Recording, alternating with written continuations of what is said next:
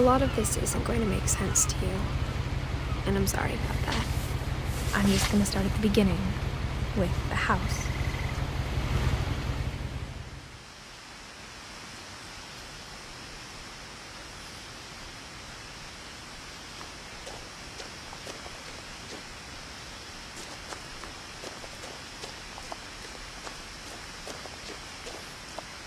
I lived here until I was 11, but I wasn't allowed inside half the rooms.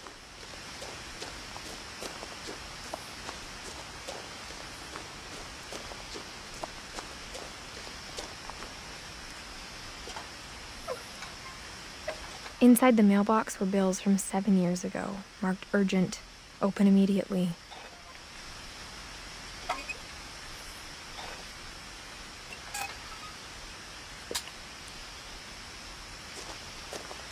I hadn't been back since my brother Lewis's funeral.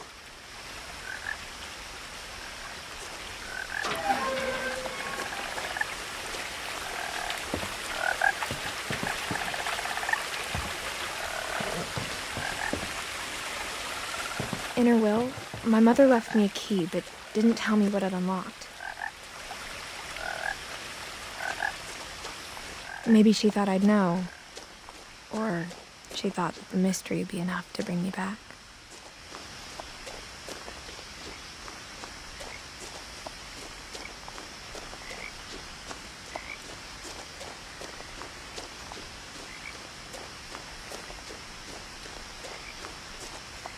No one had driven this way in a long time, but I saw a few hoof prints.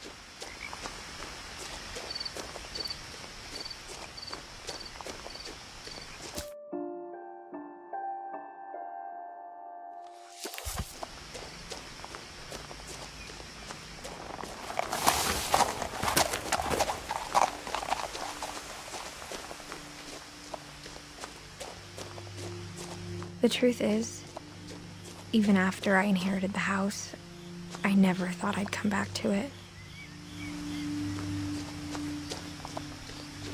But now I had questions about my family that only the house knew the answers to.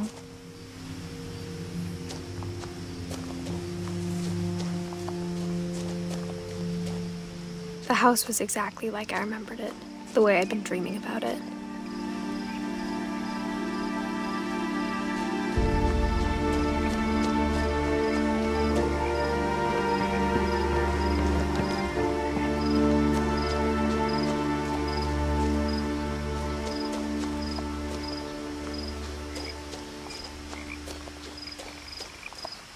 As a child, the house made me uncomfortable in a way I couldn't put into words.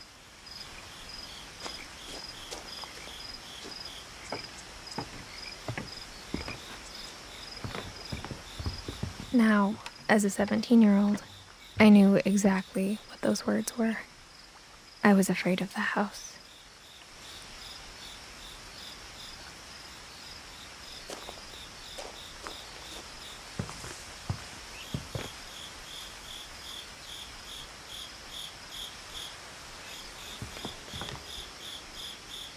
I hoped the key might unlock the front door. It didn't.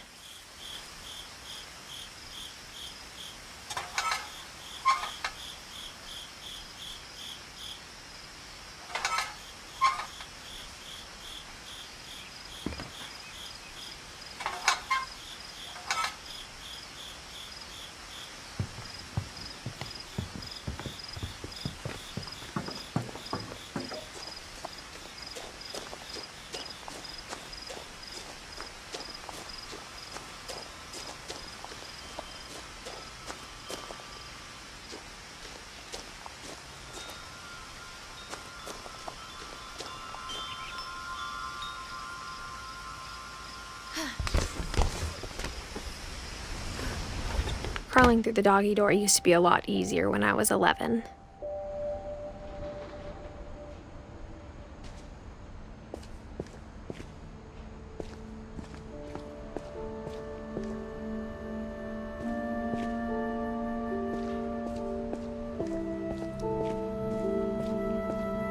For the first time in years,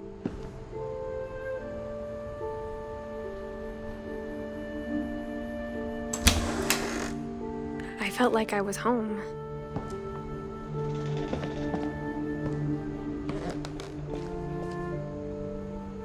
The power had been turned off the night we left.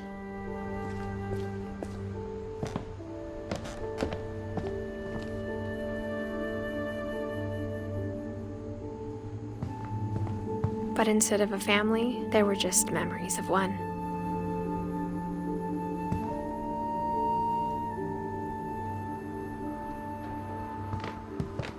Like how after Louis started working at the cannery, we all got sick of eating salmon, except our cat, Molly.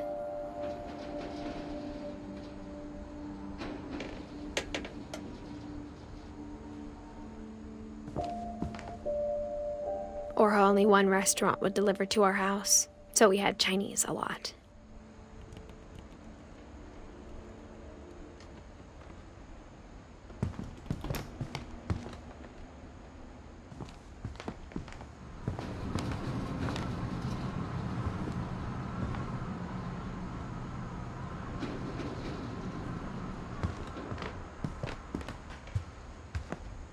The table was still a wreck from the night we left. It was like a bomb had gone off, killing everyone but sparing the furniture.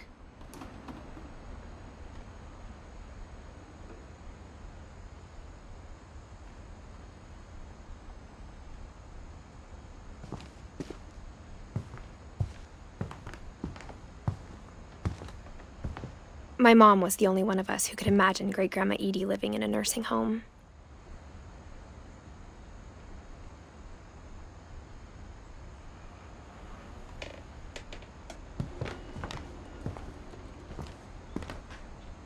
Nothing in the house looked abnormal. There was just too much of it, like a smile with too many teeth.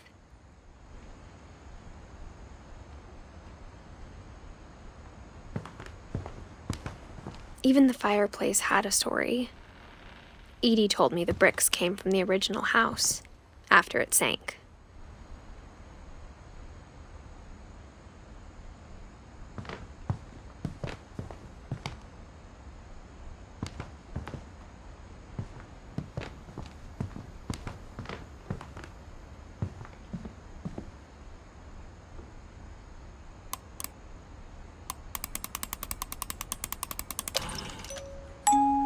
Great-Grandpa Sven built a music box for Barbara, along with the rest of the house.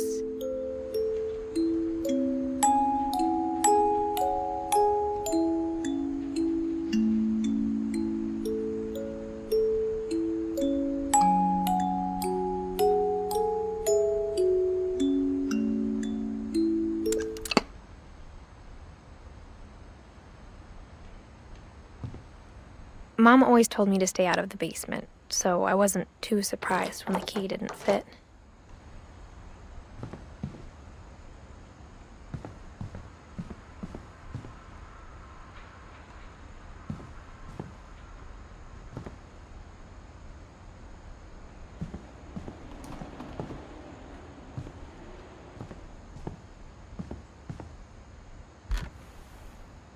Edie told me once that every Finch who ever lived is buried somewhere in the library.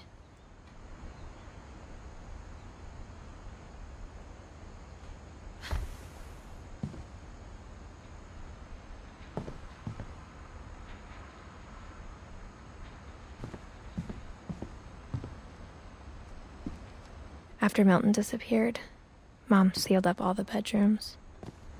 Then Edie retaliated and drilled peepholes.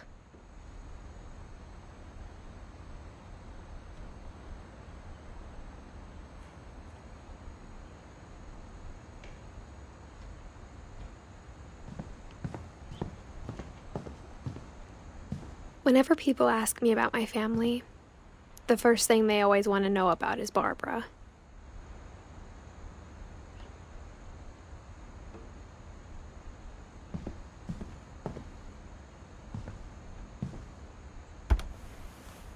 Barbara was a child star for 2 years, until America grew out of it.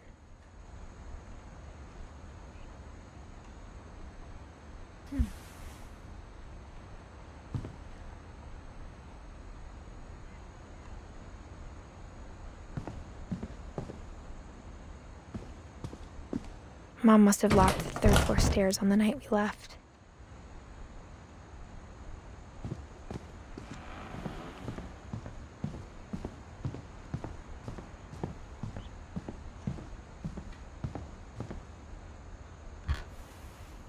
My Grandpa Sam spent 7 years sharing a room with his dead brother, Calvin.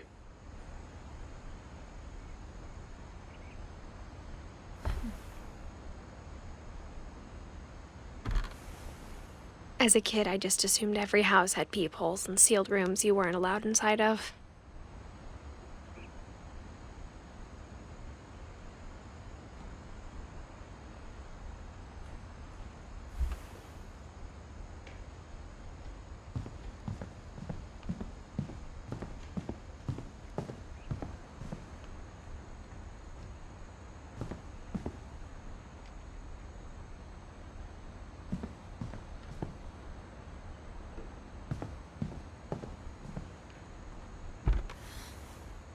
Molly always seemed like a girl I could imagine being friends with, if she hadn't died in 1947.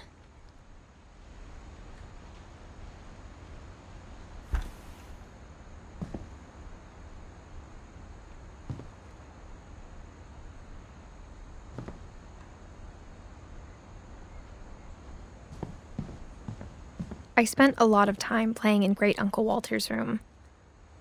I think my mom sometimes regretted not sealing it up.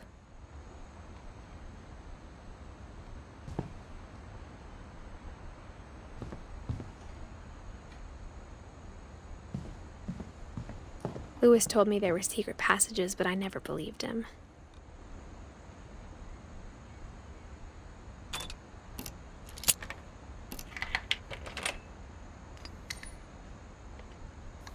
Turns out, my mom was really good at keeping secrets.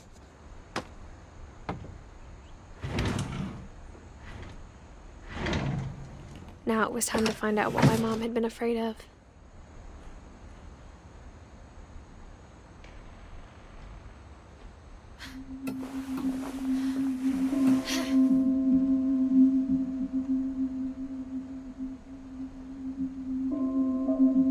From the paintings on the wall, it was clear my brother Milton had been here before me. Reading this, maybe it sounds like I had a plan.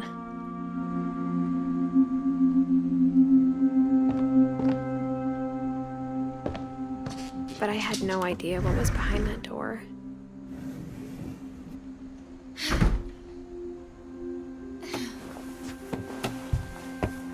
Just like I had no idea where all this was gonna lead. I grew up looking at Molly's room through the peephole.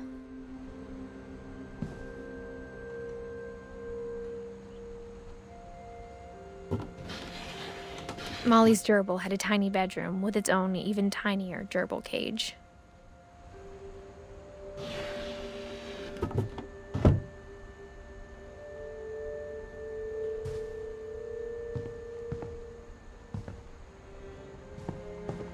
Being inside for the first time, I felt like I'd stepped behind a painting.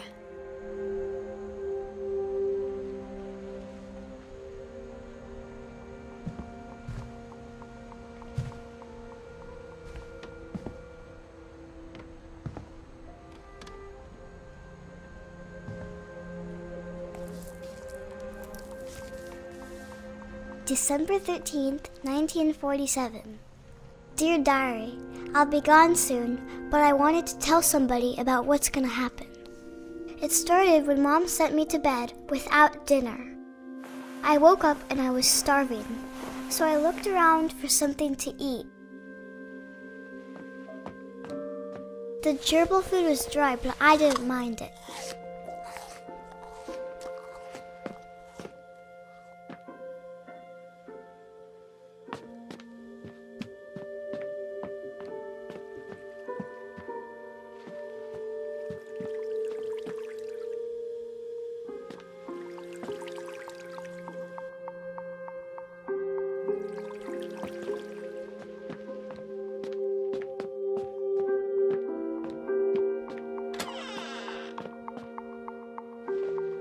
I kept eating and eating.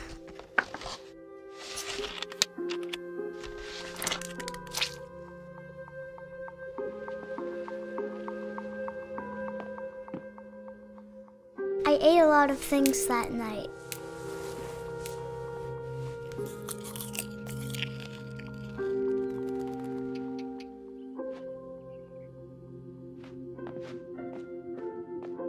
Then I heard chirping outside my window. It was a barn swallow going back to her nest. I reached out for her.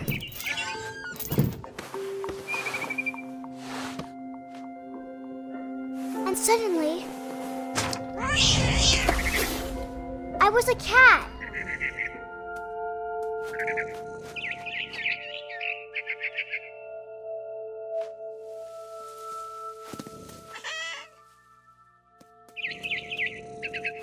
I tried to be quiet, but the bird was really scared.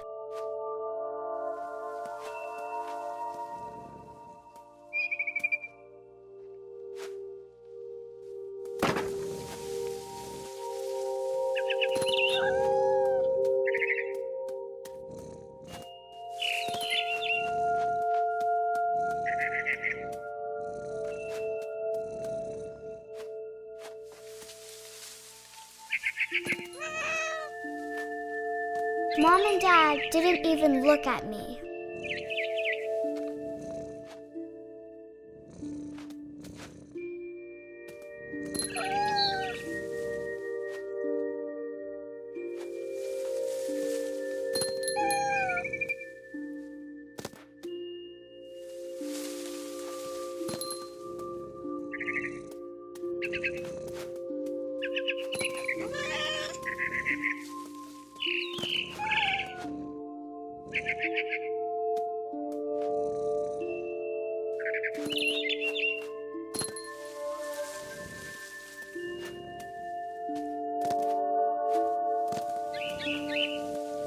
The babies were all gone.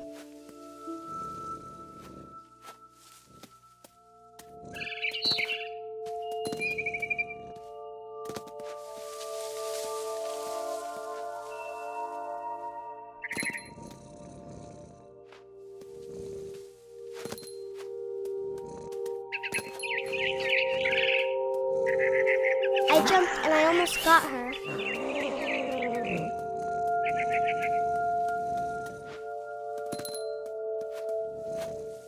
I could tell she was getting really tired.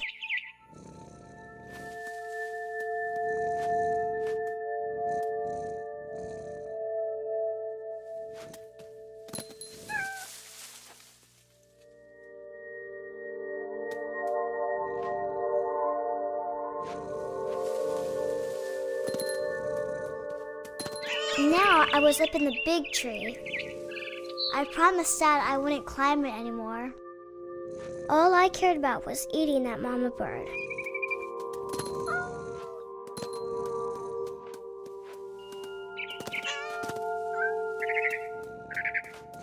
I gobbled her up. And suddenly, I was an owl. First, all I heard was the wind. Then I heard little teeth nibbling in the grass.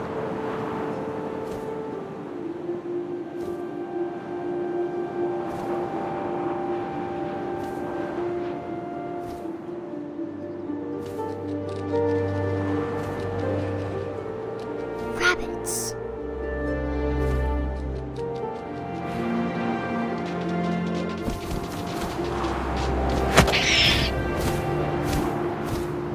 I imagined his face looking up and seeing mine through my talons. I swallowed him up, and I didn't chew one bit. Then I flew off to find something bigger.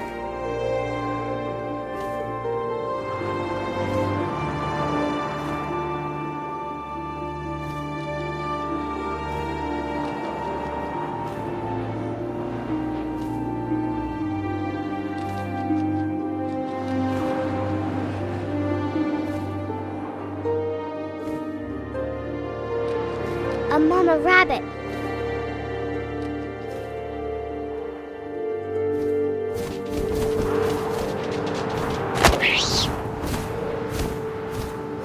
She was almost too big to carry.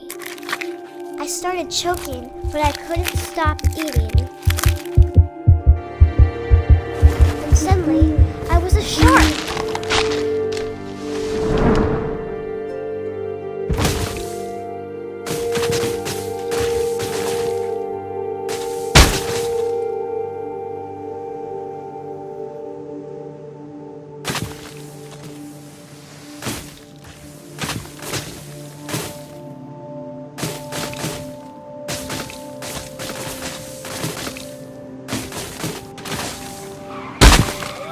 I rolled off a cliff and into the ocean. Now, I was hungrier than ever.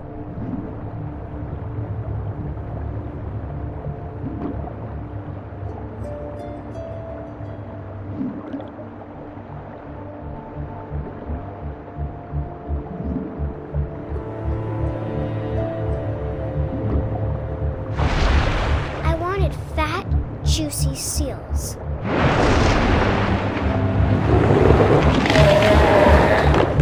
I tore off her flipper, and it tasted really good.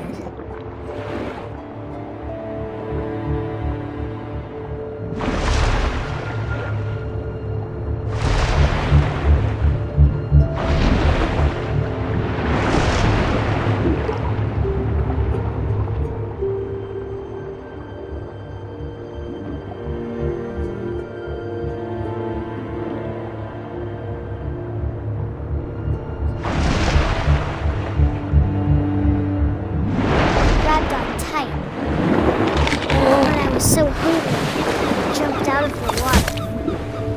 When I opened my eyes, everything had changed.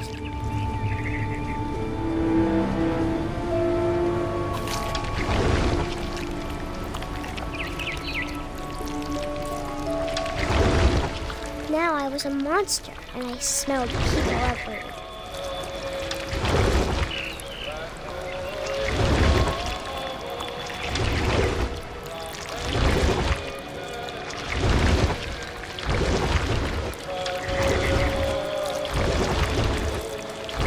I was big, and I moved real quiet.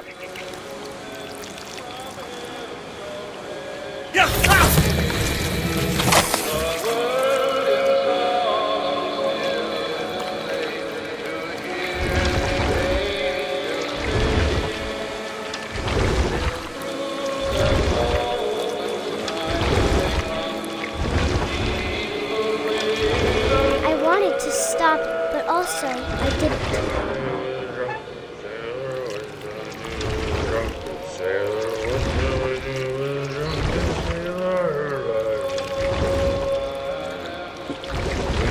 Belly with a rusty razor, his belly with a rusty razor, his belly with a rusty razor, right in the morning. What shall we do with a drunken sailor? What shall we do with a drunken sailor? What shall we do with a drunken sailor? Right in the morning. Put him in the captain's daughter, put him in the captain's daughter, put him in bed with what shall we do with a drunken sailor? What shall we do with a drunken sailor? What shall we do with a drunken sailor? Right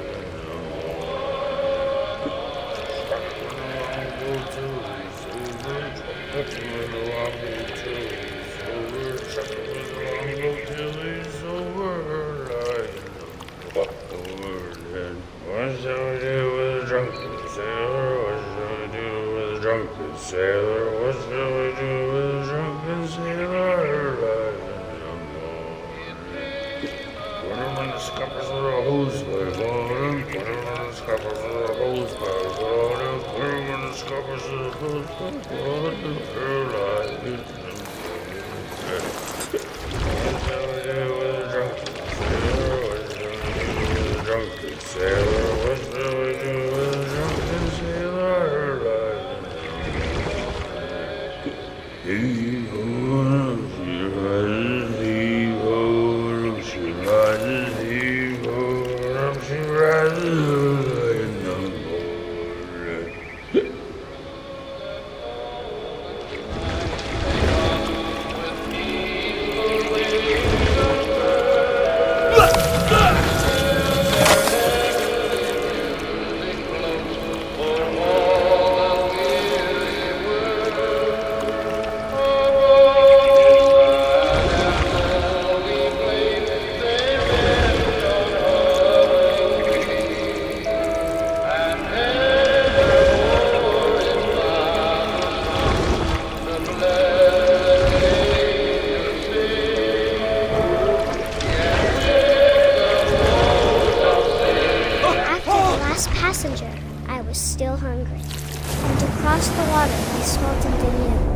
something I had to have, so I swam towards it.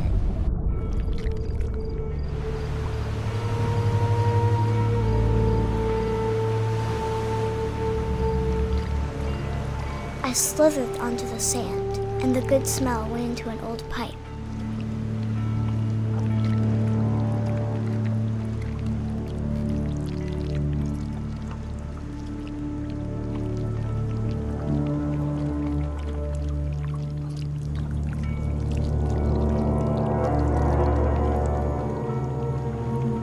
I got closer and closer.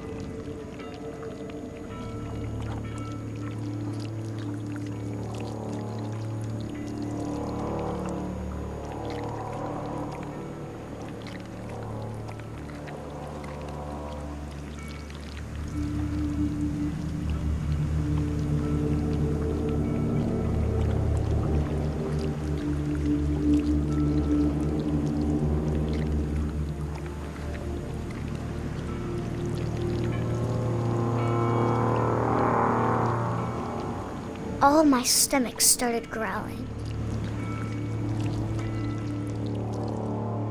And suddenly, I was me again. I held my breath for a long time, but I couldn't hear anything. I think it's waiting for me to fall asleep. But it's not going to wait much longer. It needs to feed, and we both know I will be delicious.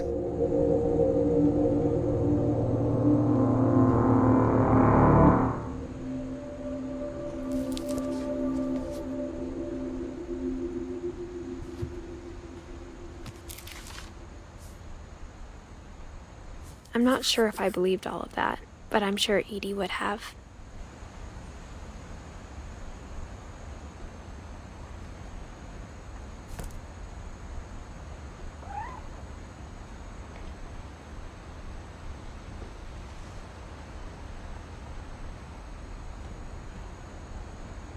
I got the sense Edie had spent a lot of time here before my mom sealed the doors.